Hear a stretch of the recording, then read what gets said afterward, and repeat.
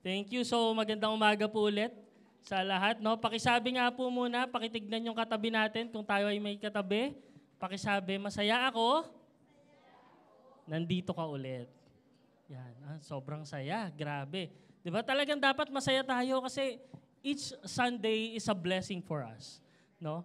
So ngayon po, ngayong umaga, ako po muna pansamantalangin yung makakasama dahil ang ating Pastor Vidal, together with Pastora Dang and Kuya Dan and this family, may gawain po ngayon sa Kalamba. So sila po ay nandoon kasabay natin, no, na nag-share din ng mabuting salita ng ating Panginoon. So this morning, gusto ko munang kumustahin. Kumusta? May mga nagbakasyon po ba dyan?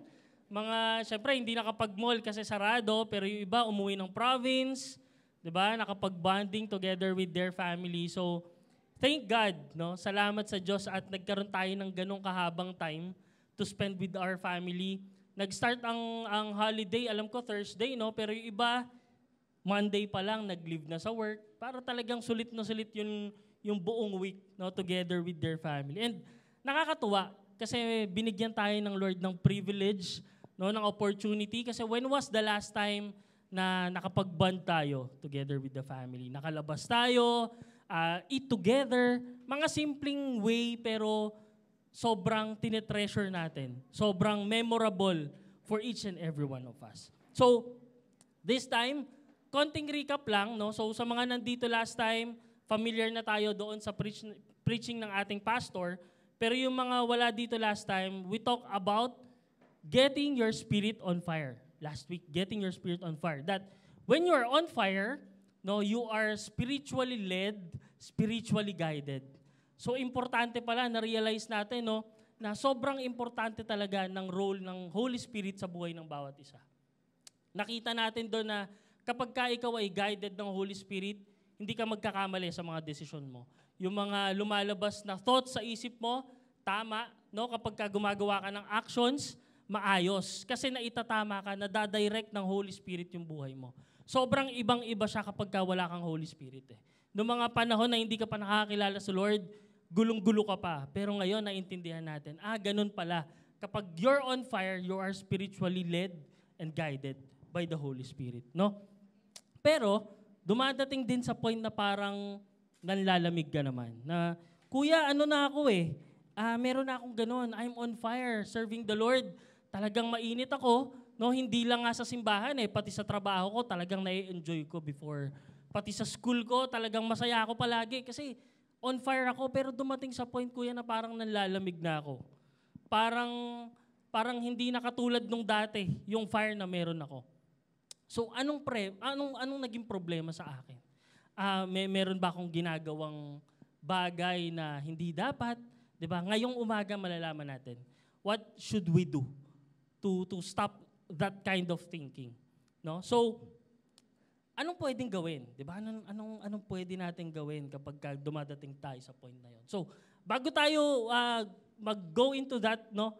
Lahat ba dito naka-experience po tayong mabigyan ng gift? Yung gift na yung talagang libre, yung hindi yung hiningi mo, yung hindi yung ni-request ko sa wife ko, tas binigay niya lang sa akin. Yung talagang out of love. 'Di ba? Lahat tayo na-experience natin sa birthdays. Halimbawa, anniversary nyo, kung ikaw ay may asawa, nabibigyan ka ng regalo. Yung iba, December, sabay na sa birthday niya, so isahan na lang. Pasko, birthday mo, isa na lang. So medyo lugi ka ng konti. Pero yung iba, nabibigyan din kapag ka nililigawan. Di ba? May suitor ka, nagbibigay siya ng food sa family mo. So lahat tayo na-experience na natin. And ngayong umaga, kapag ba nagbigay ako ng iPhone 14, matutuwa kayo sa akin. Brand new. Wala nang babayaran. May matutuwa ba? Amen. O kaya pag binigay ko yung bagong regalo sa akin ng misis ko na computer, kagabi niya lang binigay, bibigay ko na lang para sa trabaho, sa school nyo. You'll be happy, right? Diba matutuwa ka? Partida yun pa lang yun. Paano pa kapag ang Lord na ang nagregalo sa'yo? And yung regalo na yun, hindi material. Gift that is already within you na hindi mo palang pala alam. Na meron ka palang gift na galing sa Lord na all this time, hindi ko alam na meron ako. Sobrang importante pala ng gift na binigay ng Panginoon sa atin. So last time, narinig din natin kay Pastor na ang fire na atin, parang yung uling na nagbabaga, na kapag ka pinapaypayan mo, mas tumitindi yung baga, yung apoy, di ba? Pero kapag ka tumigil ka, napaypayan yon, meron pa ring baga, pero unti-unting nawawala. So yun yung pag-uusapan natin this morning. And our topic today is fan the flame. No? In 2 Timothy chapter 1 verses 3 to 7, let me read this to you po, no? In NLT in New Living Translation version, sabi diyan, Timothy, I thank God for you, the God I serve with a clear conscience, just as my ancestors did. Night and day I constantly remember you in my prayers. I long to see you again, for I remember your tears as we parted, and I will be filled with joy when we are together again. Next. Ayan, I remember your genuine faith, for you shared the faith that first filled your grandmother Louise and your mother Eunice. And I know that same faith continues strong in you.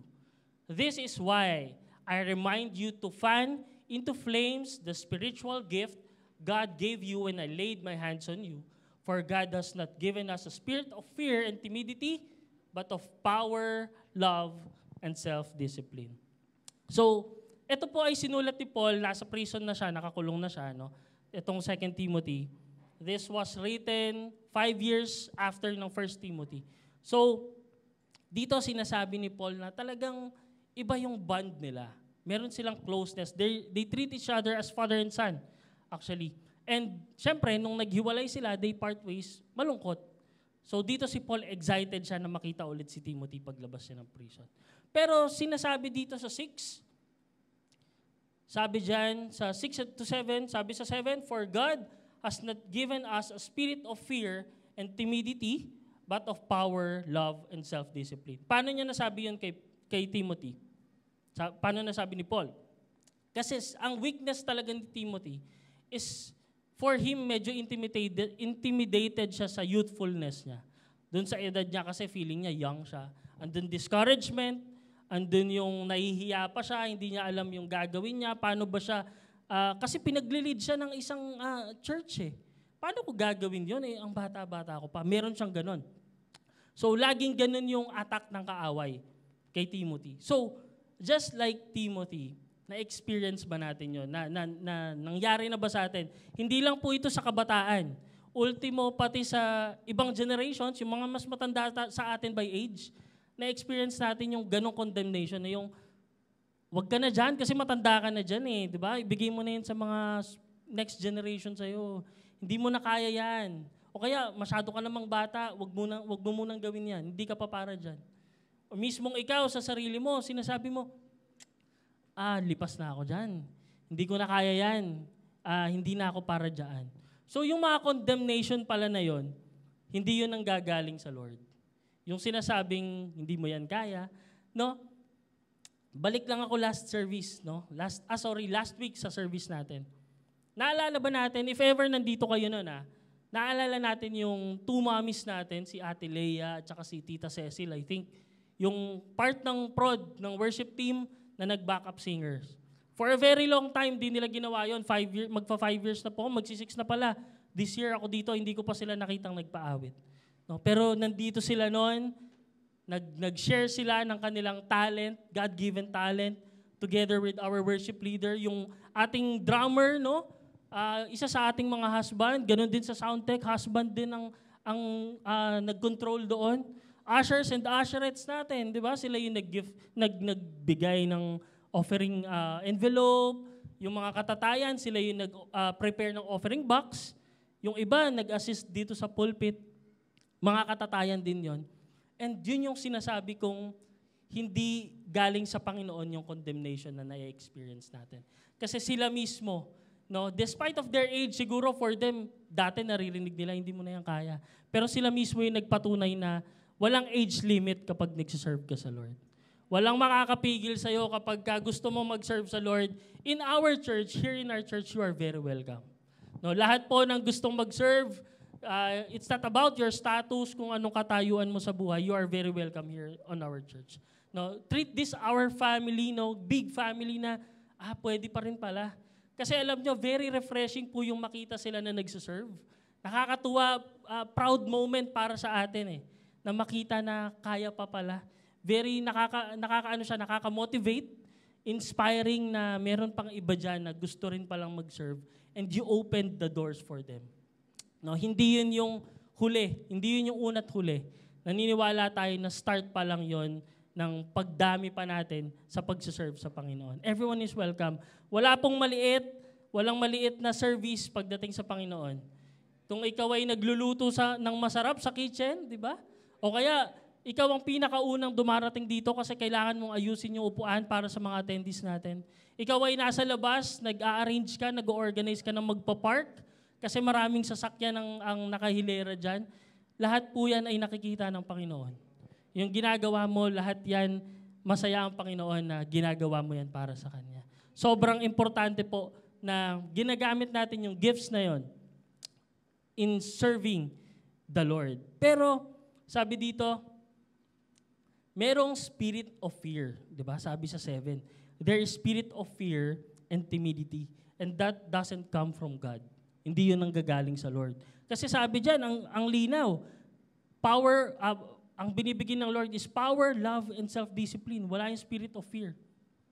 Kuya, paano yan? Na-experience kong matakot. Meron nga akong fear of heights Diba? Ako din po, pag kami yung asawa ko, pag nag-MOA, yung MOA yung Ferris wheel, takot na takot po ako doon kaso dahil gusto niya talaga, no, di sasamahan ko siya, pero kailangan walang gagalaw.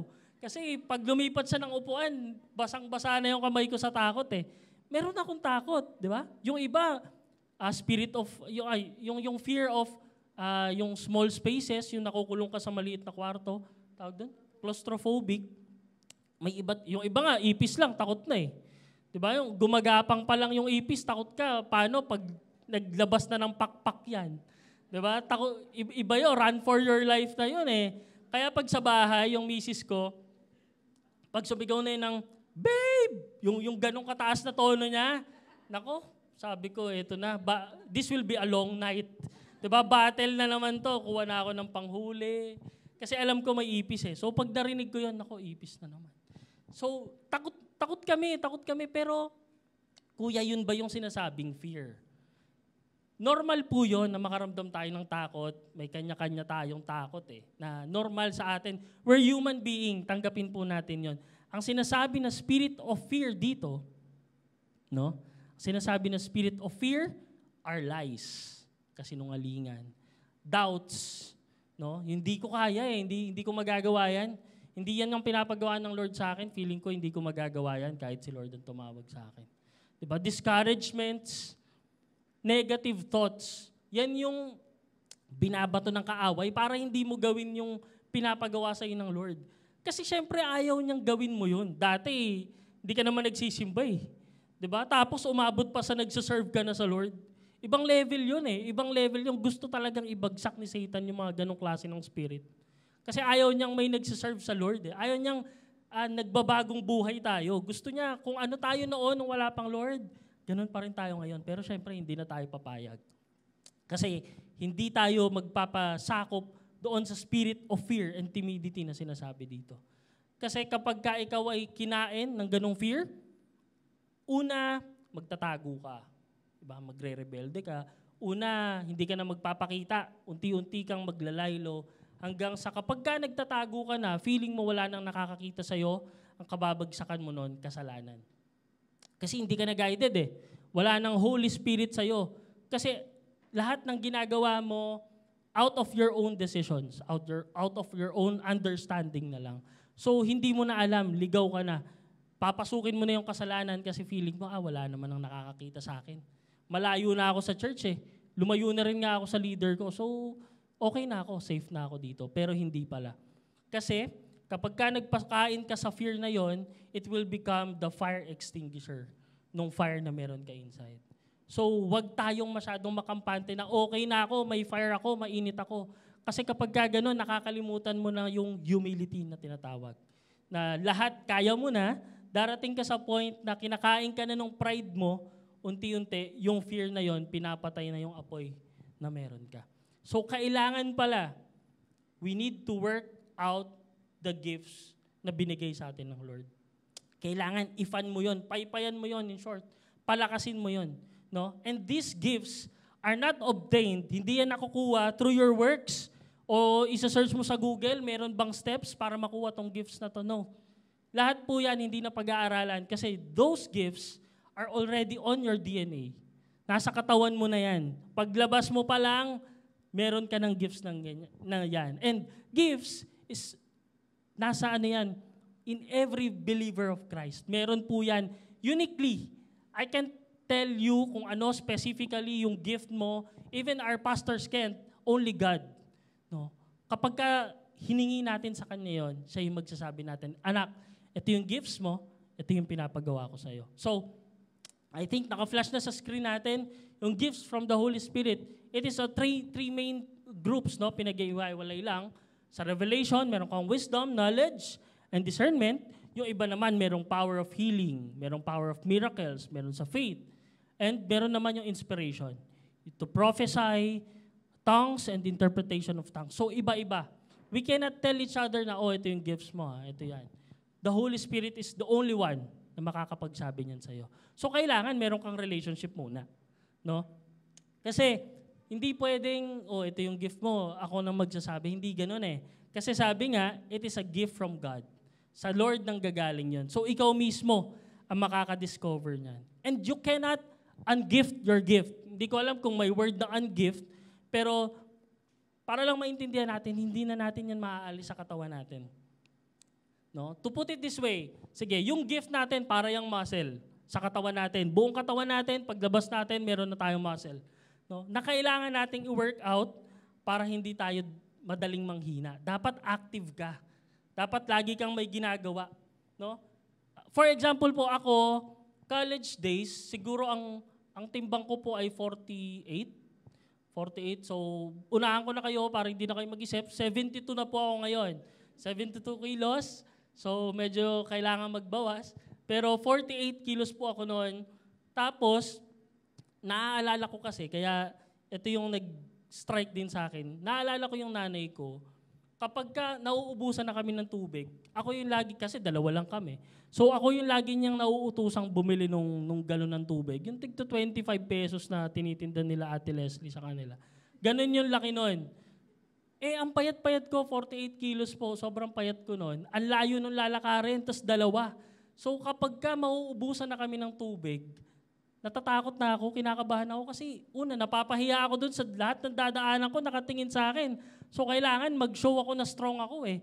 Pero deep inside, yung pawis ko talagang, tulungan niyo ako guys. Diba? Parang may ganun akong feeling eh, na ang hirap.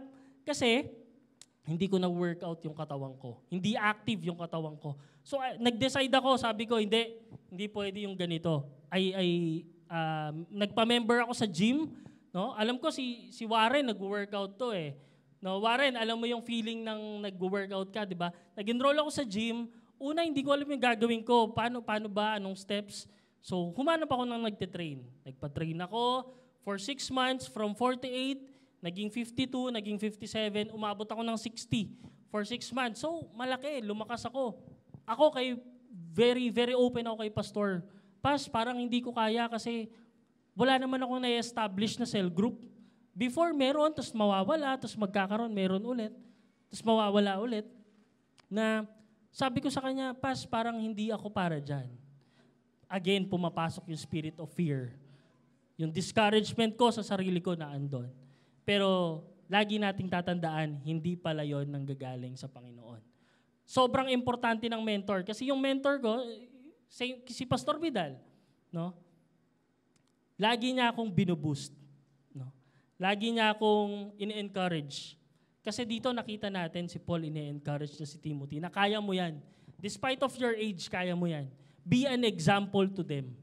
No? Kailangan talaga maging example tayo eh. Hindi lang sa leadership, sa church, kundi pati sa family, kailangan maging model ka ng mga next generation. Dapat hindi huminto sa'yo yung nalalaman mo, hindi huminto sa'yo yung goodness ng Lord, kailangan ma-share mo yan. Sa mga anak mo, no? Kung may anak ka na ngayon, iparealize mo, anak, ito yung ginawa ng Lord sa buhay ko. Kailangan ikaw yung magiging example sa kanila. Kailangan makita nila na, ito palang magulang ko, ito yung pinagdaanan niya, ganito pala kabuti ang Lord sa buhay niya. Kailangan meron ka talagang mentor. It is very, very important. Meron kang natatanungan, someone you look up to, na kapag ka pinagsabihan mo siya, no, gumagaan yung pakiramdam mo. So assess yourself, open ka pa ba sa leader mo ngayon? Or mas madalas ka nang magtago? Kapag ka tinanong ka niya, okay lang po ako. Maayos naman po ako. Puro ganun lang yung sagot mo. No, kapag tinanong ka niya, kamusta yung love life po ngayon? Diba? Kung meron man, okay lang din po. Wala na po kami, pero nagkikita pala kayo. So your mindset is being rebellious na nang hindi mo pa nalalaman. Diba? Being rebellious na hindi ko na lang sasabihin kasi papagalitan lang ako eh. Diba? Ganun yung mindset natin sa mga leaders na once na may ginawa ka, parang laging ang tingin mo, sasawayin ka, pagagalitan ka, pero hindi mo alam, ginaguide ka pala.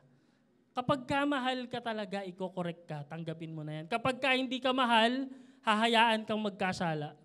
Diba? And in the end, iiwan ka. May iwan ka na, magkasama tayo dito nung ginagawa natin tong kasalanan na to, nung nahuli na tayo, iniwan mo ako eh. Diba? Hindi ka mahal nun. Hindi pagmamahal yon. Ang pagmamahal, hindi ka iiwan. Ang pagmamahal, hindi ka hayaang magkasala. Ang pagmamahal na nanggagaling sa Lord, puro kabutihan lang yung gusto para sa'yo.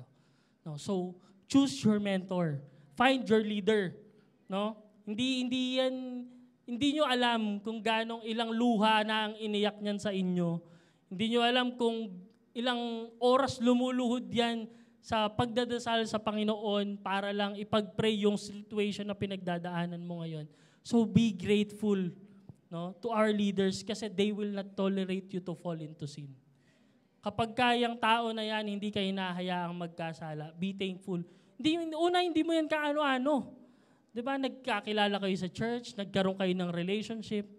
Then all of a sudden, yung love na meron siya, ibang klase kasi nanggagaling yun sa Lord.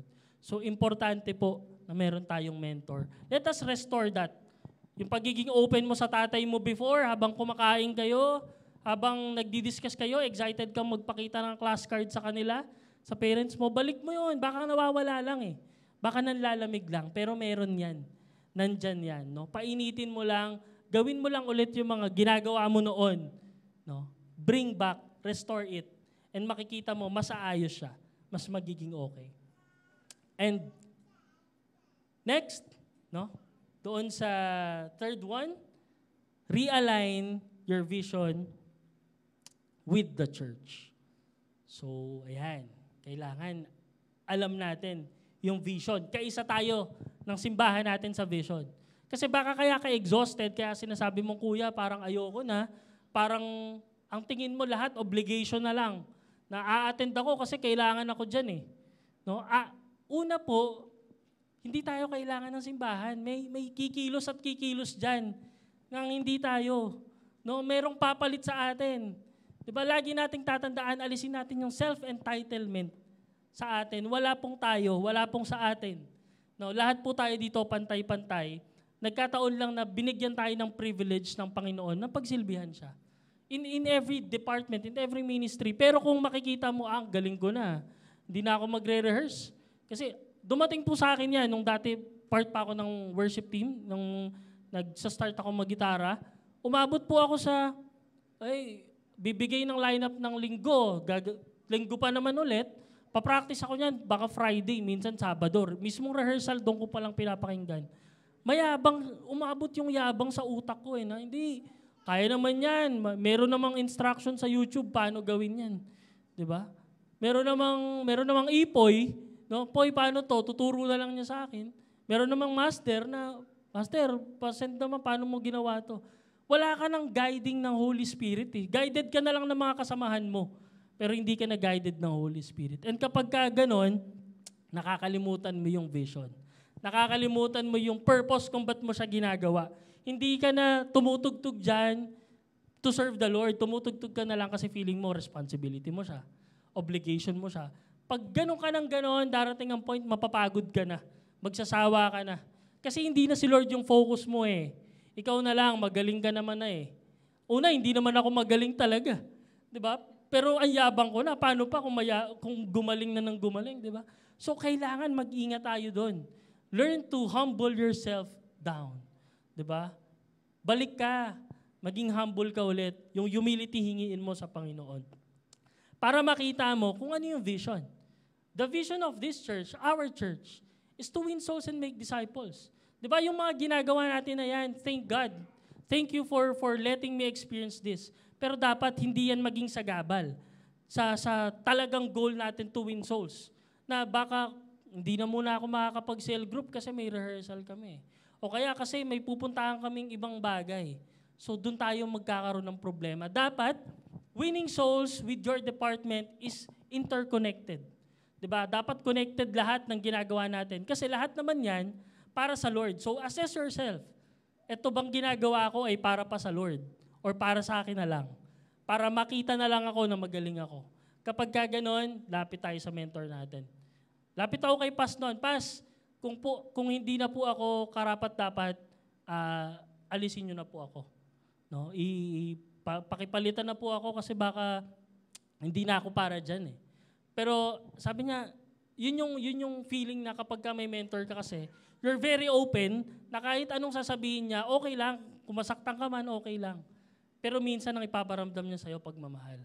Diba? Understanding na anak, naiintindihan ko yung pinagdadaanan mo. Ganito yung dapat mong gawin. Then by then, yung humility, bumalik ako sa dati. Bumalik sa simula. Nag-start ka talagang pag-initin muna yung relationship mo sa Lord. Then, sobrang thankful na may mentor ka kasi magiging maayos ulit yung relationship mo and makikita mo. Kasi yung mga bagay na nagdi-distract sa'yo, talagang sinasadya yan ng kaaway para hindi mo magawa na pagsilbihan si Lord fully. Yung pride, di ba? Puro, yung pride, ikaw yan eh. Ako, kaya ko to, sa akin galing to. Pride, ang gitnang letter ng pride is letter I. It's I. Laging ako. And walang spirit of pride na binibigay ang Lord sa buhay natin. Walang ganon. Wala pong pride dapat sa atin. It is not about us, but it's only the Lord. So, minsan, akala natin, when you see our Father, no, sa kalangitan, akala natin, sa sobrang hard mo sa sarili mo naman, na talagang todo bigay ka sa task na meron ka. Kasi feeling mo, pagdating mo sa kingdom, narinig namin to ng wife ko eh. Feeling mo, pagdating mo sa kingdom, ang itatanong niya sa'yo, nagawa mo ba tong pinapagawa ko sa'yo? Na-follow up mo ba tong tao na to? Diba? Sobra ka ba nag-practice sa worship team? Sobra ka bang nag-invest sa mga gamit mo sa media? Diba? Yung pag-a-usher mo ba, lagi kang on time? Feeling natin, ganun yung sasabihin sa atin ng Lord. Pero pagdating pala natin doon, He's just looking at us, smiling, and waiting for us to come near Him kasi yayakapin niya tayo. Well job. Well done. Galing mo doon, anak. Diba? Ang ganda nung pagsunod mo sa akin. You are obedient. Diba? Na despite of the struggles, kahit na mahirap, sumunod ka sa akin. Yun yung sasabihin niya. The Lord will never judge you. The Lord will never condemn you. Diba? Anak ka nun eh. Anak ka ng Panginoon. Hindi, walang manggagaling sa Kanya na ikakasakit mo. No, kapag ka lumapit ka sa Lord, lapit ka lang. Importanteng lumapit ka. And thank God na meron tayong church. Kaya dapat yung Sunday natin, this is non-negotiable. Sa kahit na ano pong okasyon na pwede nyong mapuntahan, dapat yung Sunday natin kapag ka may Sunday, sorry, pass po ako dyan. Kahit sa trabaho, double pay, triple pay, hindi po pwede. I've seen people na humanap ng work na walang Sunday, ngayon sobrang blessed sa buhay. Kasi alam nila yung priorities nila. And we're very grateful na nandito tayong lahat na kahit na marami, yung iba pwede namang magbakasyon pa ng mas matagal, pero piniling makabalik ng Sabado kasi may church pa kinabukasan. Thank you, Lord. No? Na meron kaming church na mapupuntahan namin. So, in our church, your gift should never be kept. No? Hindi dapat yun natatago. Your gifts are tend to be used. Dapat pala ginagamit mo yan. Because each and every one of us has a gift. No? Kailangan lang nating makita kung ano yon and gamitin natin dito sa ating simbahan. Mapalad tayo na meron tayong avenue na paggagamitan nun eh. Kasi kapag you work it out here in the church, here inside our church, extension na lang yung labas, sabi nga ng ating pastor. Kung anong ginagawa mong kabutihan, kung anong ginagawa mong pagsaserve dito sa church, pagdating mo sa school, bit-bit mo yan. Pagdating mo sa workplace mo, yung pasensya mo mahaba. Diba? Yung pag-intindi mo sa mga katrabaho mo, maayos. Diba? Yung pakikitungo mo sa kanila. Kasi, wino-work out mo na siya sa simbahan. Kung saan walang magja-judge sa'yo. Kung saan hindi ka titignan yung weakness mo, no? Lahat tayo dito may kanya-kanyang strength. Kailangan lang talaga palakasin natin ang bawat isa. So sabi nga in Hebrews chapter 10, verse 24 to 25, let us think of ways to motivate one another to acts of love and good works. And let us not neglect our meeting together as some people do, but encourage one another, especially now that the day of His return is drawing near. Importante po, physically, you attend the gatherings. Maybe it will be your cell group, our Sunday service, mentorings, di ba? Online, meron po tayong evening prayer. Kung hindi pa po kayo aware sa evening prayer natin, ngayon po, by starting April 1, I think, umaga na siya, by 5 a.m. to 5:30 to 6 a.m. Meron po tayo every day, Monday to Saturday, via Zoom or Teams. So, connect tayo sa mga leaders natin. Kasi maganda na maka-join tayo doon eh. Malalagay nyo yung prayer list nyo, sa prayer list natin yung prayer items na gusto nyo i-share, kagalingan man yan, yung business na pinagpipray nyo, lahat, no, pwede po nating i-share. And importante sa atin na each and every one of us knows how to pray. No, pray yung talagang nanggagaling sa heart mo together with others. So kailangan tayo mismo, bawat isa, nagpapalakasan. And misuse of the gift. You misuse the gift, You misuse the gift by not using it. So gamitin po natin siya. Gamitin natin siya ng maayos. And sipagan natin ang pag-attend sa cell group. No, sipagan natin, ilaban talaga natin. No, wag nating i-neglect yung pag-cell. Kapag feeling mo ayoko nang mag-cell group, pero na kailangang ayusin sa iyo. Merong kailangang itama sa iyo kasi importante na may nag-aayos sa atin eh. That's the purpose of our mentor, na i-guide tayo doon sa tama. No? Kapag ikaw ay relax ka nang hindi ka nagsisell, medyo magiging stagnant na. Aabutin ka ng taon na andyan ka na lang, hindi mo alam kung paano mag-operate ang Holy Spirit sa buhay mo kasi hindi ka nagpapaguide sa mentor mo. So, kailangan. No? And, sabi dito, this coming April 9 pala, no? Meron nga pala tayong full-blooded fish dyan, no? Full-blooded fish dyan on April 9. Holiday po yan, isingit ko na rin. Na sana, lahat na nandito ngayon, no? Lahat tayo, hindi lang tayo, makapag-invite pa tayo, na maka-attend. This will be on Olivares, Parañaque, 8:30 to 9 a.m. po ang start. Sana makapunta tayong lahat, no? Kasi marami tayong matututunan, and at the same time, marami tayong makikilala. At the same time, makikita natin, ano ba yung full-blooded fish dyan? Ano ba pag sinabing fish dyan ka? Diba? Ano bang meron sa aking simbahan na inaatenan? Ano ba yung full-blooded fish dyan? May intindihan kasi natin doon. So let us encourage everyone. Invite natin yung family natin, no, na makapunta ron. Gawa natin ng paraan kapag kailangan ng ng financial help, magtulong-tulong po tayo. No? Kasi importante, minsan lang naman siya eh. Once a year lang naman siya gagawin. So dito makikita natin na mapapalakas natin ang isa't isa kapag naandun tayo. Makikita natin different speakers, no, na magbe-mentor sa atin, and sigurado ako the Lord will reveal, no, new remas sa buhay natin. So punta po tayo dyan sa ating full-blooded fish dyan. So balik tayo, those 9 gifts kanina na nakita natin is tend to share among others in this church. Lahat yan ay kailangan ma-share natin sa bawat isa. Kung anong meron tayo, yun din dapat ang nasi-share sa kanila, and vice versa. So, palakasin natin ang isa't isa through that unique gifts. Unique gifts, meron maaari yung isa sa atin na wala sa akin, pero kapag ka-share natin yan sa isa't isa, maiintindihan natin at matututunan natin. Meron man tayong unique gifts, but those gifts come to one and only God, and yun ay ang ating Holy Spirit and the Lord Jesus Christ. Sa Kanya nanggagaling gifts na yan. So, sa Kanya lang din natin makukuha yon. And gagamitin natin yon to edify the church, to improve our church. Kailangan may improvement ang ating simbahan. And magsa-start yan sa mga taong nandun sa loob ng simbahan. Because we are the church. No? Kapag tayo malakas, malakas din ang simbahan natin. Kapag tayo malago, mas lalago pa tayo. Mas dadami pa tayo. Hindi na tayo magkakasya dito. So, kailangan meron tayong goal. Meron tayong vision. At iisa lang ang vision dapat natin. No? Makapagdala pa tayo ng mga kaluluwa papunta kay Lord. No? Papunta kay Jesus Christ. Because in 2 Timothy chapter 13, no, hindi ko lang po nailagay dyan, sabi dito, hold on to the pattern of wholesome teaching you learned from me. Sabi ni Paul kay Timothy. A pattern shaped by the faith and love that you have in Christ Jesus. So, meron na palang pattern. No? Kung paano magtuturo, kung paano mag-share, and it is operated by faith and love na nanggagaling sa Lord. Kailangan talaga, no, na maintindihan natin na merong faith and love para yun din ang maituro natin sa mga cell members natin, sa mga cell groups natin, sa family natin.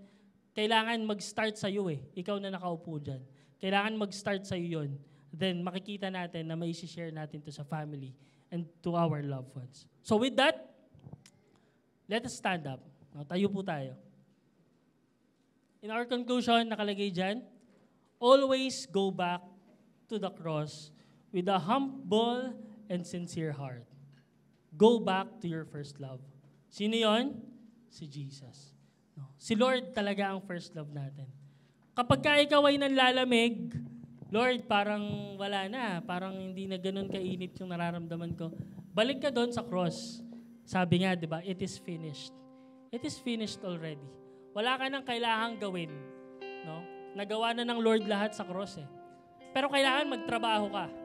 Hindi para sa iyo lang ha. Hindi yan para sa iyo lang.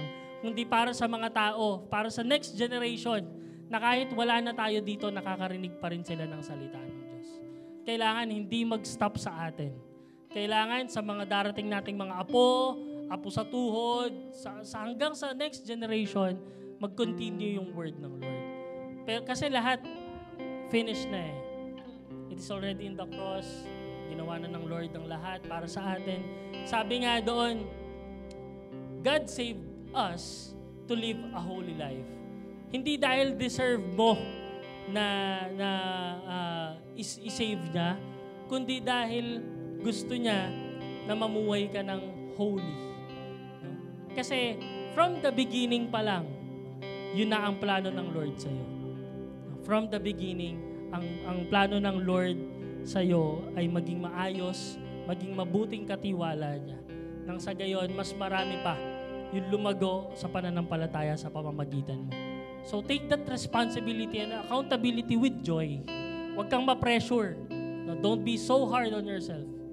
No, huwag kang masyadong hard na kailangan ko to kasi sabi ng leader ko, sabi ng pastor ko. Hindi po. No? Sundin lang natin yung sinasabi ng Lord na love God. Pagka mahal mo ang Diyos, mas magiging madali nang mahalin ang sarili mo. At kapag mahal mo ang sarili mo, madali nang magmahal ng kapwa.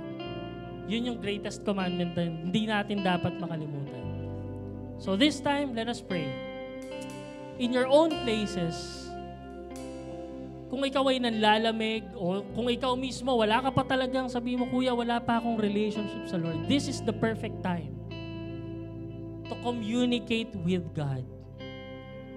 Hindi ko alam kung paanong paraan, kung sasabihin mo ba siya aloud, or just in your heart, kayo po yan. This time, let us pray. Damhin mo yung presensya ng Panginoon sa iyo ngayon. Huwag kang ma-distract sa katabi mo. Just feel the presence of God embracing you right now.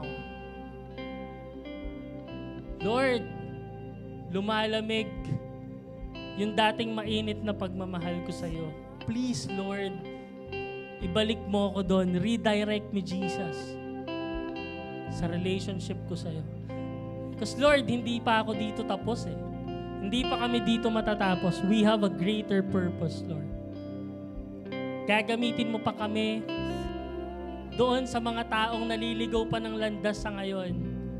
Alam namin, Lord, na dadalahin mo sila one of these days sa amin. At Lord, gusto namin ready kami kapag ka nakipag-usap kami sa tao na to. And with that, we want our relationship with you to rebuild, to have that perfect relationship sa inyo, Panginoon. Yes, Lord, we are saying everything to you right now, Lord. Nang buong buo sa puso namin, walang itinatago. Maybe itong sinasabi namin, Lord, hindi alam ng leader namin, hindi alam ng family ko to, Lord, kayo lang.